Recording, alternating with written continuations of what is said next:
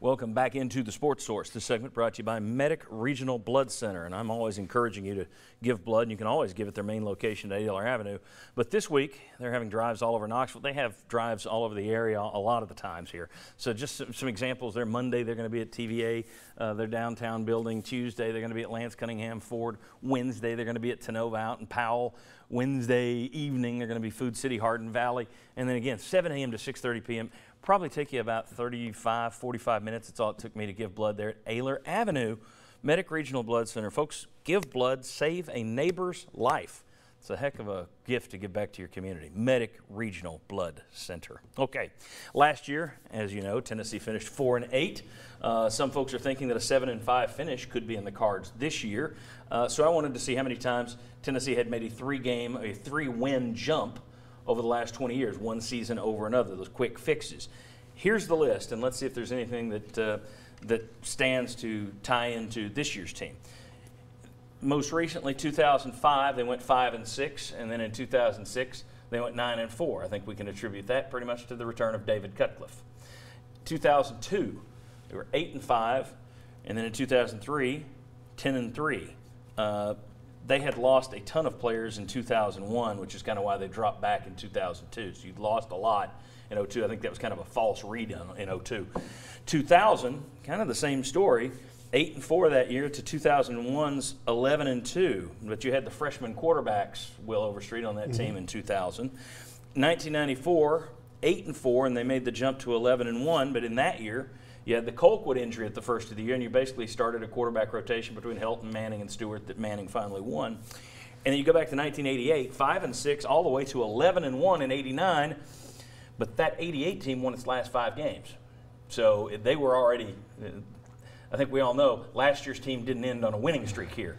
So when you look at that and you say, do any of those teams have anything in common with this year? Is there something to latch onto? I don't see it, but I could be missing something. Do you see anything there that ties to this year's team, or do you agree with me that, nah, you're kind of in your own boat?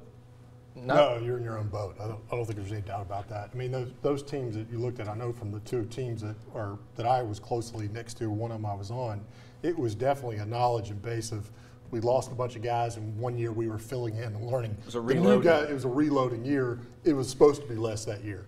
Then the next year you saw the results. This team's not reloading. Right. Well, they're rebuilding. And the other thing is 3 of those 5 teams, they won 8 games. Right. I mean, those are not terrible football teams, whereas 2 of them were bad, but even the one that was the worst, the 5-6 there in '88, won its last 5 games. And their losses were probably very small differences in between those games, even in that 8-4 year. They weren't getting blown out. That's different than this team. They weren't giving up 275 yards rushing a game, that kind of thing. Mike, do you see any connections? You covered all those teams. I did, and they were all, there's just not cut and dried. It's not black and white. There's, I could look at one team and say, well, that team brought back a senior quarterback. Or, oh, that team lost their quarterback and had to start over. So, no, I can't really just look at that and say there's any common ground with this team. I don't think so either. I think there's next to nothing in common. The one thing you could stretch, if you want to try to do it, sort of a freshman quarterback to a second-year quarterback like you had with Peyton Manning and Casey Clausen going to their second year. The difference is Jarrett Guarantano hasn't proven himself nearly as much as those guys did in their freshman year. But if you are of the belief that Jarrett Guarantano is that talented and could make a big leap this year, that's maybe the one thing. Yeah, that's what I was going to say. If Tennessee can establish a quarterback this year, 94 you're playing multiple quarterbacks, 2000 you're playing multiple quarterbacks, 2005 you have Ainge and Clausen kind of back and forth. So if they can establish one guy, most likely Jarrett Guarantano, that would be what could help them make a big leap. All right, very good, guys. When we come back, you recruiting gurus on our show. I'm going to talk to Ryan and Josh over here about the latest commitment, about Tennessee's rankings in the SEC, and also a little news on J.J. Peterson, or some question marks about J.J. Peterson, the big ball signee from last February? Yeah, February. Come on back on the Sports Source. We'll discuss it all.